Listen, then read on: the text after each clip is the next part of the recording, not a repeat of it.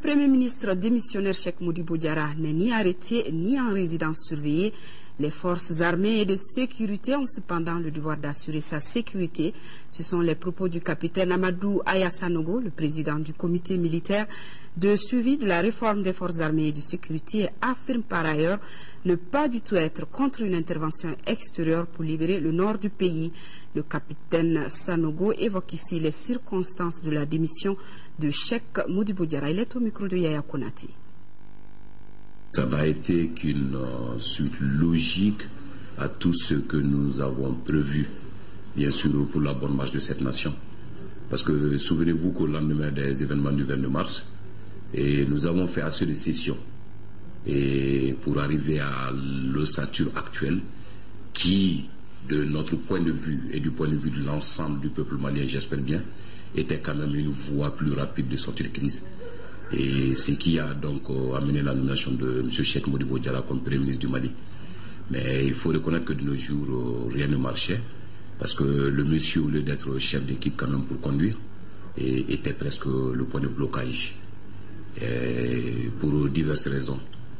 À savoir d'abord un Premier ministre qui n'a aucun égard pour d'abord le peuple, parce que quand il dit, c'est même pas qu'il émette une démission au besoin, ça c'est un. De deux, il ne reconnaît pas l'autorité du président de la République, dont nous, qui avons posé l'acte et qui l'avons choisi, reconnaissent toute l'autorité.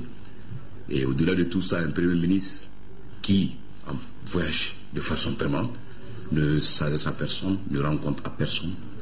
Et ensuite, il faut voir que le blocage au niveau de l'équipe gouvernementale, qui ne dit pas son nom, parce que quand un Premier ministre est aussi ambitieux jusqu'à désigner, bien sûr, le dernier planton dans un service, et quand un Premier ministre qui, au moment de son choix, n'avait aucune ambition politique ou pour des élections quoi que ce soit, mais est en train d'étrangler tout le pays et à les pieds sous le frein, et pour des ambitions personnelles démesurées, il fallait réellement agir au plus vite parce que ce pays-là n'a pas besoin de ça.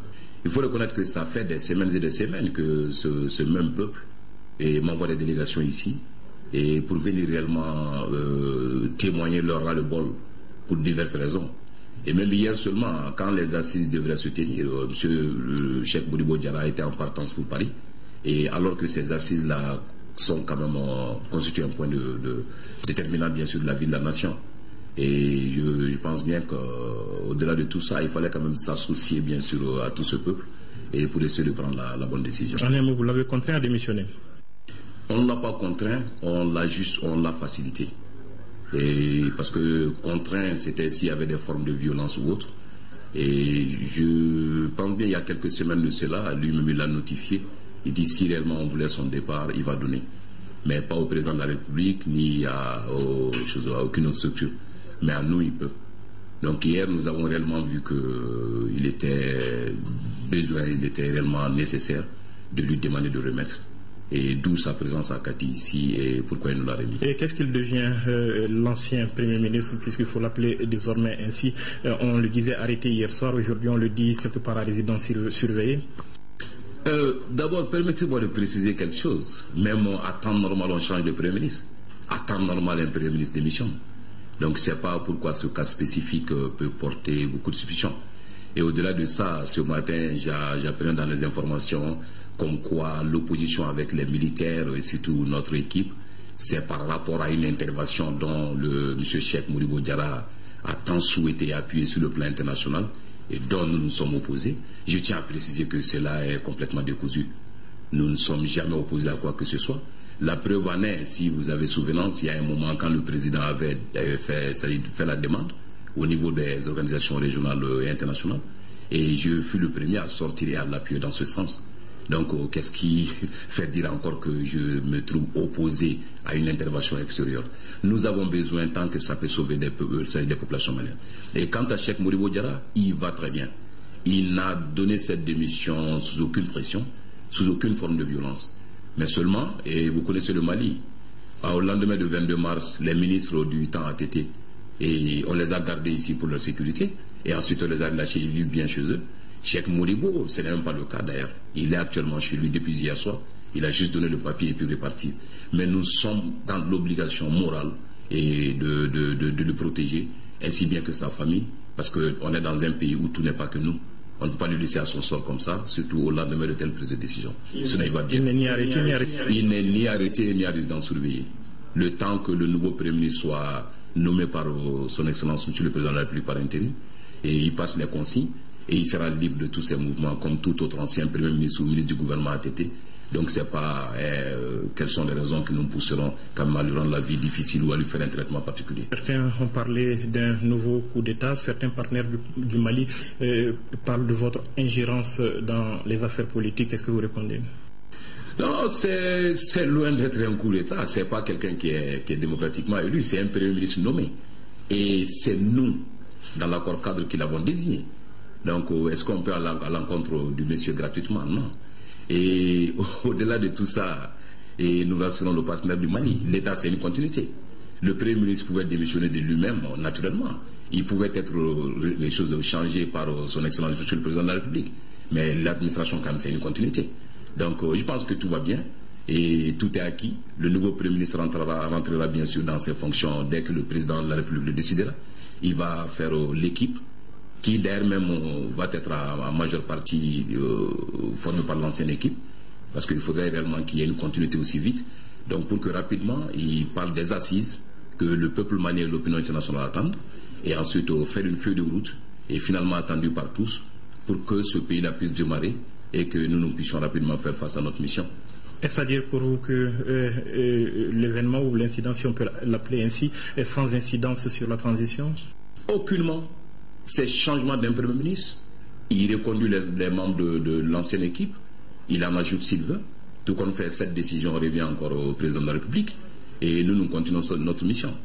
Parce que l'autre danger que je tenais réellement à préciser au-delà de ça, parce que quand un Premier ministre quand même est l'organisateur des marches de protestation ou des marches, je ne sais pas de quelle nature dans une ville, quand un Premier ministre va jusqu'à payer les paisibles citoyens et pour sortir et pour sa cause. Et pire, quand un Premier ministre arrive jusqu'à payer quand même des officiers, sous-officiers et puis militaires du rang des forces armées pour se lever et l'appuyer ou l'assister au cas où il devrait partir, je pense que là c'est dangereux. On a déjà un acquis, il y a la stabilité et le Mali a déjà connu une avancée sur le plan national et international. Il suffit juste de combler par les deux actes, les assises et puis chose une bonne feuille de route. Donc en un mot, il devenait réellement un danger pour ce pays. Et l'ossature existe, reste. Mais maintenant, le nouveau Premier ministre va reconduire une équipe et le Mali marche. Et pour terminer, quel rôle est-ce que vous entendez jouer pour le reste de la transition? Le reste de la transition, vous savez, c'est par décret que je suis président du comité militaire de suivi des réformes des forces armées et de défense et de sécurité, bien sûr. Et ça a été créé par loi. Il a été nommé par décret du président de la République actuelle. Je m'occupe pleinement de mes fonctions, nous sommes en plein là-dessus. Mais même là aussi, je ne vous l'apprends pas, de mars à maintenant, depuis la nomination de ce Premier ministre, il n'a posé aucun acte. Tout ce que le ministère de la Défense a demandé pour l'équipement ou assister les forces armées de sécurité, et il n'a pas fait mouche, soit disant que réellement, il n'y a rien ou tout est bloqué. Au moment peut-être où il se trouve quand même dans les hôtels luxe et consorts en Europe ou par-ci par-là. Donc moi je pense que c'est un peu une insulte vis-à-vis du peuple. Et personnellement, pour être très franc, je m'occupe bien de ma fonction, ça me va très bien. Mais même si demain le peuple malien, je dis bien le peuple malien, pour qui on a fait toute cette concession, ce peuple malien pour qui on a lâché beaucoup de choses, décidait que je joue un rôle autre que président du comité militaire, je vais m'assumer. Mais si tel n'est pas le cas, je m'occuperai bien de mes fonctions et je ne me plains pas. Ce que je peux ajouter à cela, et je tiens à le réaffirmer, et la situation actuelle du Mali est qu'on peut bel et bien avancer. Et nous avancerons. Et même au-delà du cas du Premier ministre, si d'aventure quelqu'un devrait essayer pour des ambitions personnelles démesurées et alourdir le système ou mettre un terme, je n'hésiterai pas une seule seconde à aider et assister M. le Président de la République et pour que celui-là ne soit pas réellement un boulot d'étranglement pour le Mali. On n'en a plus besoin. À votre arrivée, on parlait essentiellement de libération du Nord. Où est-ce qu'on en est aujourd'hui? Et effectivement, libération du Nord, c'est vrai, nous devons réformer et rééquiper cette armée pour deux raisons. Pas pour le Nord seulement, parce que l'armée a besoin. Mais je vous dis aussi que le point de blocage, c'était encore lui. On n'a pas demandé un équipement qu'il a entériné. On n'a pas demandé de moyens qu'il a donnés. Et tout ce qu'on est parvenu à mettre sur place actuellement, c'est là, c'est vérifiable. Et c'est par les petits moyens qu'on a eu par-ci par-là pour essayer de remettre quand même l'existant à niveau. et sans quoi il n'a été d'aucune utilité dans ce domaine aussi. Mais si, par exemple, il a toujours ce même message comme quoi c'est sa priorité, mais malheureusement, dans la pratique, on n'a pas vu de priorité parce que juste là, le Premier ministre, M. Cheikh Modibo Diarra, démissionnaire, n'a pas donné un seul équipement à l'armée malienne. Et vous êtes là-dessus, et qu'est-ce que vous faites présentement pour la libération du Nord? On est là-dessus en plein, on se prépare, et vous savez, stratégie militaire oblige, mais je le dis encore, l'armée malienne ne se prépare pas simplement pour la guerre actuelle. C'est vrai, on doit le faire tant que besoin y est, on doit le faire si la décision politique en est. Mais au-delà de ça, l'armée malienne a besoin d'être réformée, rééquipée, et pour quand même que ce citoyen, à tous les niveaux du pays, de l'intérieur ou de l'extérieur, ça lui donne tranquille, sachant bien qu'il y a des forces armées capables d'assurer bien sûr la sécurité et la quiétude des populations pour que ce qu'on vit aujourd'hui n'arrive plus. 2 décrets présidentiels viennent de nous parvenir. Décret numéro 22-707 PRM du 11 décembre 2012 mettant fin aux fonctions du Premier ministre et des autres membres du gouvernement.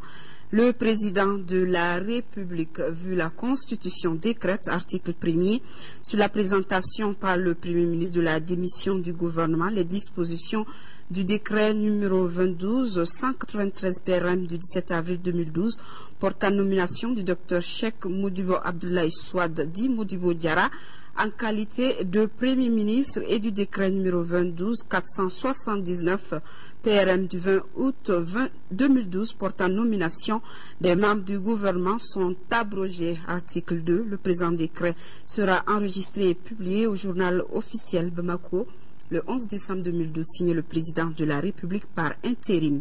Et décret numéro 22-708 PRM du 11 décembre 2012 portant nomination du Premier ministre. Le président de la République, vu la Constitution, décrète, article 1er, M. Django Sissoko est nommé Premier ministre. Article 2, le présent décret sera enregistré et publié au journal officiel. Voilà.